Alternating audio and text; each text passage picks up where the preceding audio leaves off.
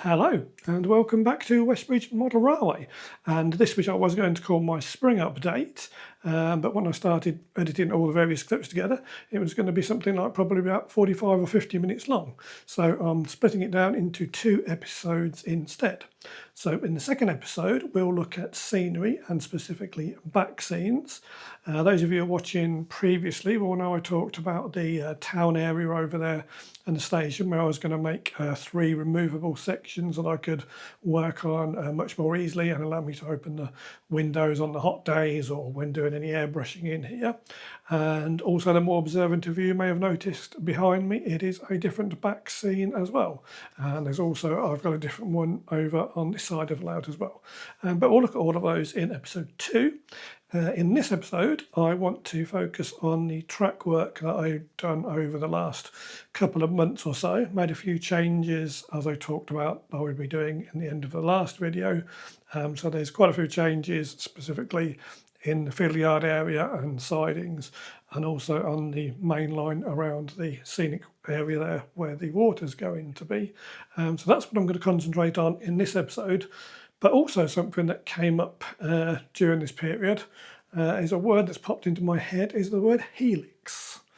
Not something I'd really 100% considered before, but now before I get too involved and actually start on ballasting areas and committing myself, I think now's the time to look at it. So I'll be looking for your help and advice on whether I should do a helix or 2 helix, I would say, where I should put them and if it's worth doing it. But for now, we'll just crack on and I'll show you what I've been doing track-wise. So a quick overview of the Fiddle yard, sidings and through lines before we start, so everybody's up to speed where we are. So you're at the west end of the layout, so to speak, looking towards the east. And starting on the outside here, we have the down main line, and then we have 1, 2, 3 down loops. Then there we have the up main line with 1, 2, 3 loops for that. Then we come on to the bi-directional freight line, which essentially has 1, 2 loops and a through line there, although those are interchangeable, doesn't really matter which you have where, but that is better as the through line. And then we move into the sidings, so we have 1, 2, 3, 4 sidings there. Then we come on to the programming track, and then right here we have the DC line, the Cato Unitrack, so I can still run my older DC locomotives until I get those converted. Now bringing you on the inside of the layout in the operating area, just to focus on the bits we're concentrating on at the moment. These are, again, we're back to the bi-directional freight line here with the 1, 2, 3 lines, and then just coming in the foreground are what breaks into the 4 sidings.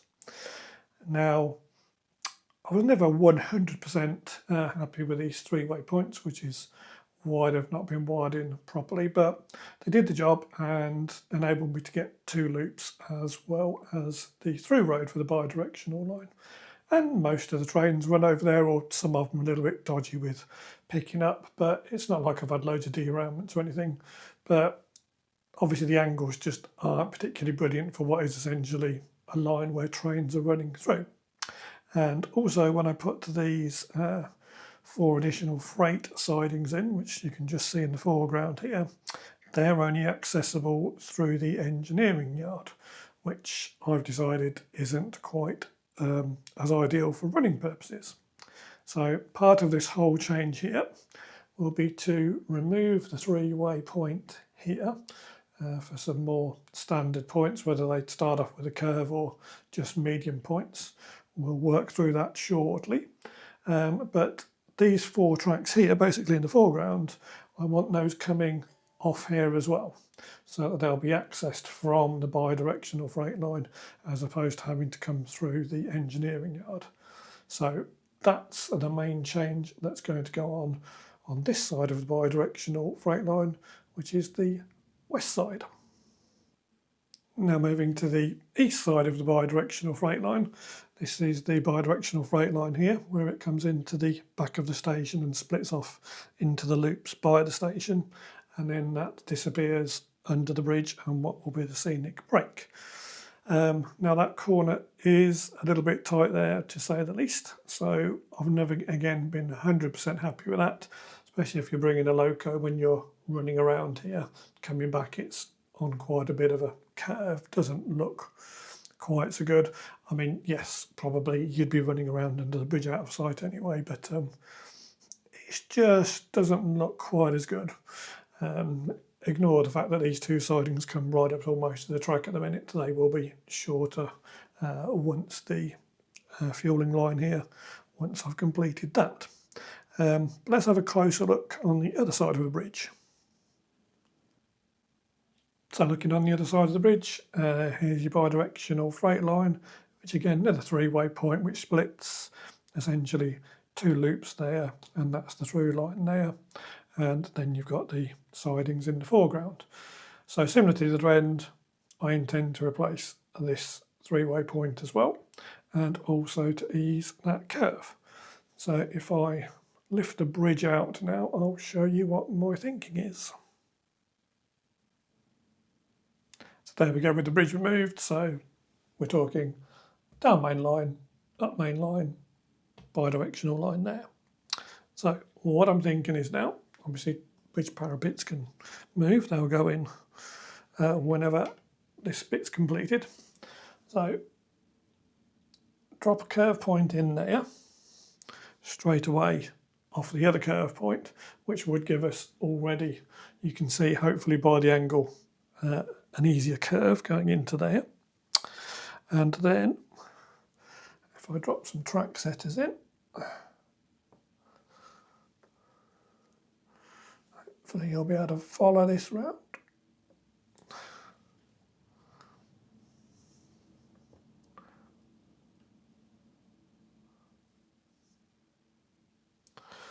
So those track setters there will now be the bi-directional freight line itself. So that will give you a much smoother curve, and then that's joining in just out of camera shot with what was the top loop line, if you like.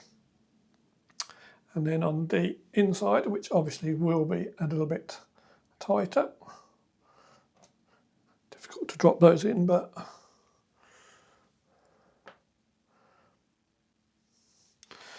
hopefully you'll see there when that's just coming in the corner of the shot where the three-way point currently is. Again, it'll come over this way slightly, but it'll be an easier curve again. And then roughly around this point here, I will then just take a standard medium point off. I think that would be a right-hander, the way that's going there. And then that will still give me two loop lines and bi-directional main freight line, if you like, around there. And then all we'll have to do then is, when the bridge goes in, we'll slightly reposition and have a parapet close to the line there, and we'll probably bring that one in a bit on that side. And then hopefully that will be a much smoother curve and a better transition into the station area. So coming back to the opposite end of the fiddle yard and the bi-directional freight lines, once again, three-way point will come out somewhere roughly where that is. We'll drop a curve point in there. That will give us a nice smooth transition with that line that comes off there, and we'll join the other end of the freight line. So that's going to be the main line where the non-stop traffic goes. Then we'll drop in just a standard medium left-hand point somewhere there, which again, that will start forming what would be the two freight loops where services will be parked while stuff's going through on the main line. But we will take a medium point off there, which will come and access these current 4 freight sidings, which have to go through the engineering yard on quite a tight curve there, which is actually roughly the scenic break will be there. So this part would be on the layout, whereas here you won't see anything. So it's going to be behind the scenic break and it's not so important. So essentially these tracks, which are just about visible in the lower foreground here, will all form off this one point here, giving us 4 sidings there, that will then come straight in and off the bi-directional freight line, which will be much better.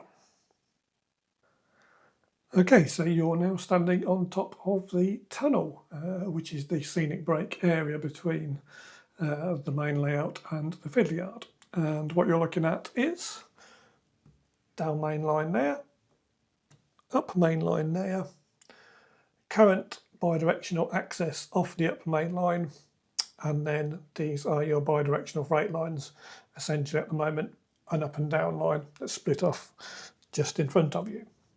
So what I'm going to change here is this point's coming out and this single track bi-directional access line there is coming out, because the junction changes we did a few episodes back at the other end solves that problem, and it'll be nice, I think, just to have the up and down main lines sweeping through there without having a point interrupting it. And then one of the points in the foreground here will come out, most likely this one effectively. And then the line that comes off here and currently accesses the up line there, that will sweep around here in a slightly wider curve, joining somewhere about here. So that will give you, again, this will be your bi-directional freight line itself. And then the line here that's on the foreground, where the freight liner train is currently sitting, that will be the loop. Again, a bi-directional loop, so trains could run either way. So that will give me a better curve for the bi-directional freight line, better curves and need to looking without having the point there on the main line as well. And it'll also give me a slightly longer loop, because we'll be losing the point at the end there. And all related to that, to make it one big job, coming in here from the left are the current two bi-directional lines where they split, which, as I say, on the revised layout, this near line will be the loop, and that will be the actual bi-directional freight line there. That point there, which splits us off into the engineering sidings there, that curve point there isn't a new one. You might be able to make out or not. That 1, 2, 3 there are all new points. That's not, and it has been playing up quite a bit, so that needs to be replaced with a new point as well. But obviously it makes sense to do this all at once, because I should be lifting this point out as well, and these lines here, and going back as we're changing all of those lines there. So it just makes sense to do it all at once. So I've got a quite big project to be getting on with there. I'm not going to film all of that for you to watch. It's pretty pointless and boring to watch that sort of track laying anyway. But if anything goes wrong during the process, I will update you on it. But hopefully the next update you will see, everything will be in place and running. Before we go any further though, if you haven't subscribed to my channel already, it would be great if you would. You should find a subscribe button over on that side there, and there'll be one at the end of the video as well. If you are subscribed, it's worth double checking that you are if you haven't checked in for a while. And remember, you always click the bell notification as well, so you'll get notified of every time I upload a movie. I've seen a few people on various different channels, not all railway related either, sort of saying how they've sort of lost subscribers and viewers, and people aren't getting notified when new videos are being uploaded. So it is worth double checking that on your settings. Right, onwards. So just a very quick shot of where I am mid-progress there. So the new curve point is in there, track splits into two. There's your out, you can hopefully see with the dotted line, which is the bi-directional freight line, which is a much smoother curve altogether. And then coming on the inside, the single track will join this point here, or it'll be a new point I'm going to put in, which splits into two, which are the two loops.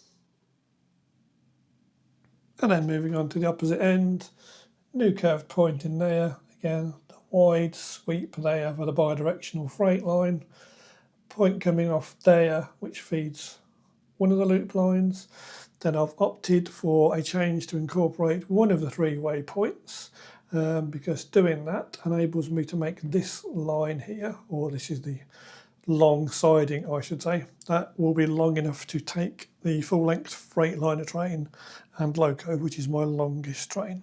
So all that does is effectively saves using one of the points there, and then the 2 points in the foreground will form and split the other 3 lines of the sidings. And then this is the view roughly from the top of the tunnel mouth, and you're looking from over the bi-directional freight line where it will split on that point there. And obviously you can see I need to readjust the curves of the track a little bit on the 2 bi-directional lines there, and also on the main line where I've taken the point out.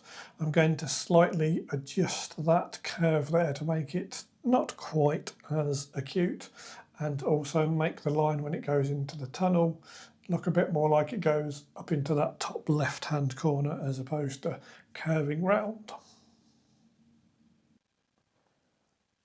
So after a few hours work over several days while I've been doing other things and popping out here and there, it's finally done. For some reason, some of the hardest track laying I've ever done. I don't think I've ever bent so many track pins in my life, and then I've been out of practice with my soldering, so some of that's not very good. Probably some of the worst soldering I've done, in fact. But as it's in the fiddle yard and sidings, it doesn't really matter. The connections are fine. I kept plugging the controller in as I went along just to make sure there were no shorts or anything. So yeah, all the track is in, dropper wires connected up to the bus wire, track's all been cleaned, hoovered and everything. So we're ready to go. But I just thought I'd show you how it looks empty at the moment. So on the right hand side, the main line and loops are all pretty much fully loaded, as you can see. But starting from here, this is the new bi-directional freight line, which takes a much wider and smoother sweep than it did before. Then we have 2 longer freight loops there, bi-direction again, doesn't really matter which way, but they're longer than before. And then starting here, we have 1, 2, 3, 4 sidings in the fiddle yard. The longest of which will now hold the Freightliner train, a full Freightliner train, which is the longest train I have on the layout, along with the HST. But in theory, HSTs won't be coming in here. So yes, that is all done and ready just to bring some locos and wagons in now, just to make sure it is all good. So just a quick view from the other end. So you're looking from the town and the end of the station there. Again, the main lines to your left, and the bi-directional freight line loops and 4 sidings to the right hand side of centre. And then in the foreground you've got the parapets for the road bridge, which forms a scenic break between the main layout and the fiddle yard and sidings. And there we go with the sidings and loops on the freight line all loaded up. So yes, the margins are tight. They had to be to do what I wanted to.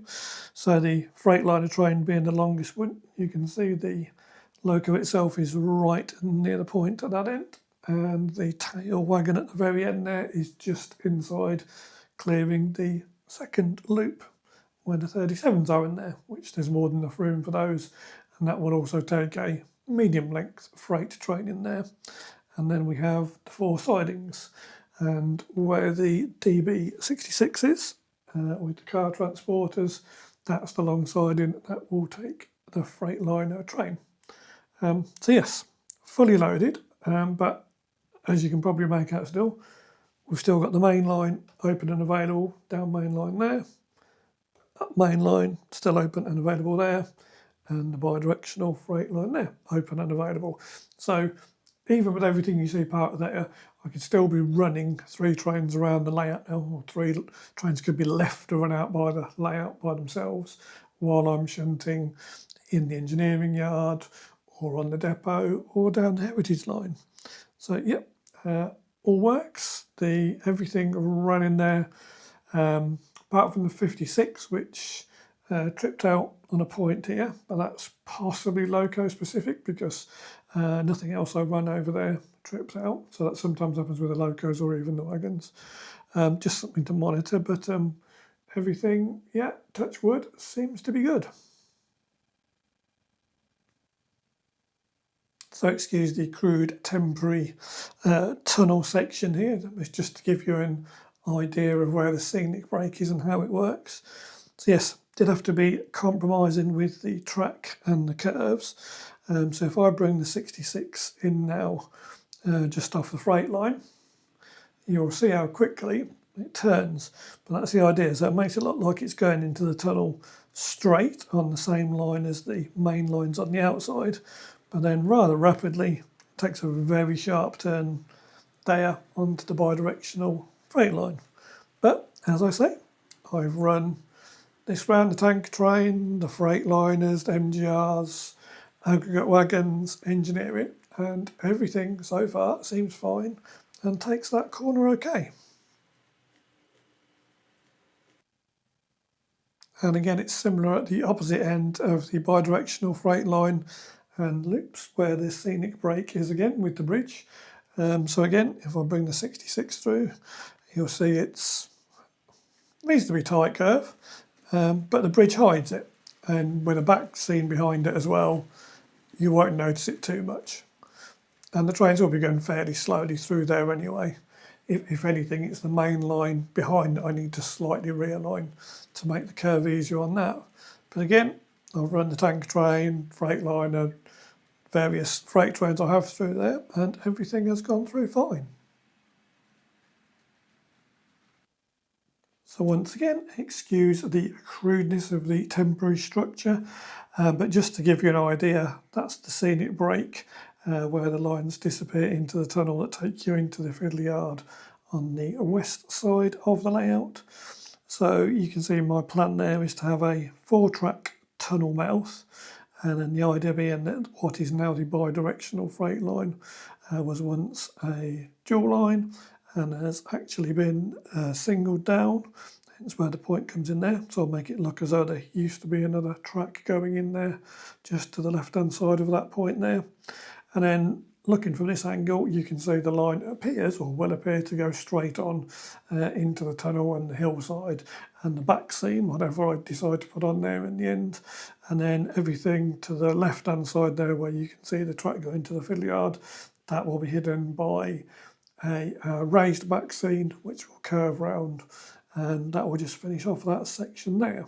So that's my plan going forward for that section. So looking at the countryside part of the layout on the back of the circuit where the water's going to go in, you can see I've taken out the point that was in the middle of shot there, which joined the main line to the bi-directional freight lines to the right hand side. I've also eased the curves on the main line, which is really strange because looking at it now through the screen as I am, it looks a lot sharper than it actually is in reality. Trust me, that's a much more gentle curve now. And then the 2 bi-directional freight lines to the right hand side. Again, camera makes it look like there's quite a bit of a gap there that jumps out, but it's not like that at all. So yeah, basically what you've got now, you're standing on top of the tunnel. You can probably just see the chimneys of the houses that I've got up as a temporary feature at the moment to give an idea of what it might look like. So yes, all I've got to do now on this section is just slightly tidy up those 2 tracks there, put my track gauge on it just to make sure they're the right distance apart, and then that's all done and finished.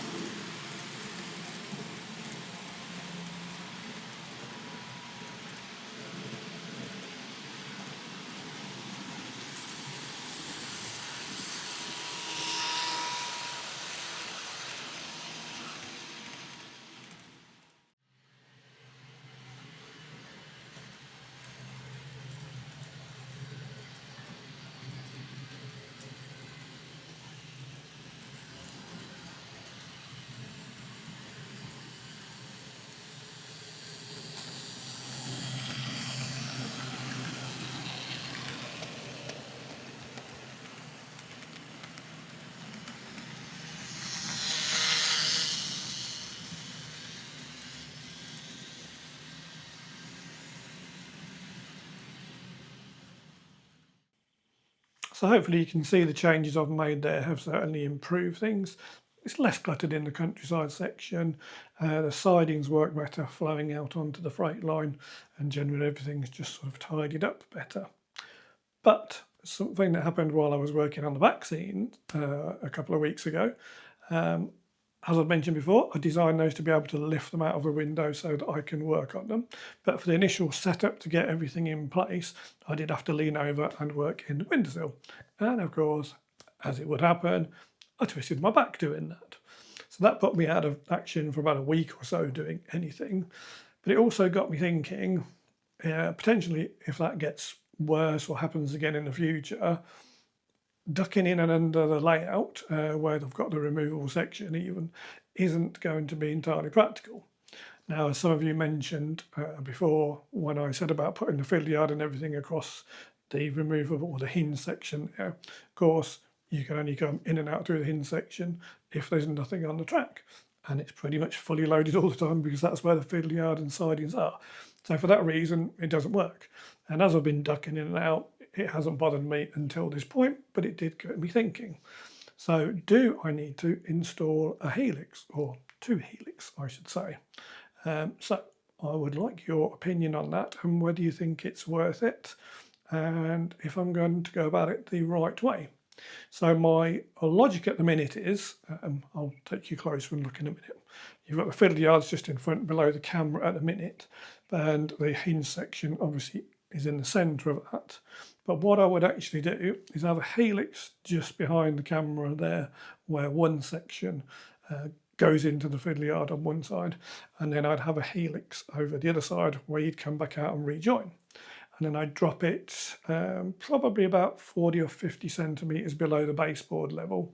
And then it would run down under the boards here and behind me, round that side and join back up again. And then that way I could have a fiddle yard under the long side there and a fiddle yard under the long side there.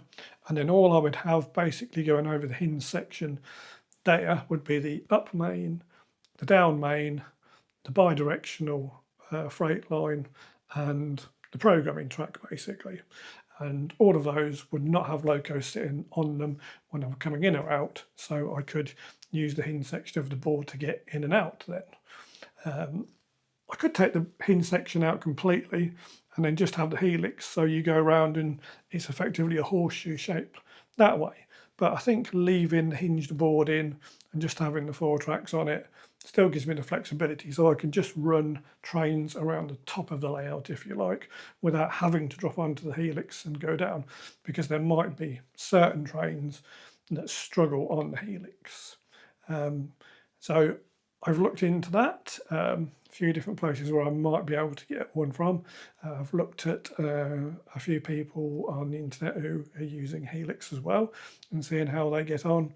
And then I've looked at the figures for how many turns you need, the spacing and the percentage of the incline for trains to be able to comfortably handle them. So if I take you a bit closer now, I'll show you what I'm thinking. So looking at the fiddle yard here, the hinge section is in this area here.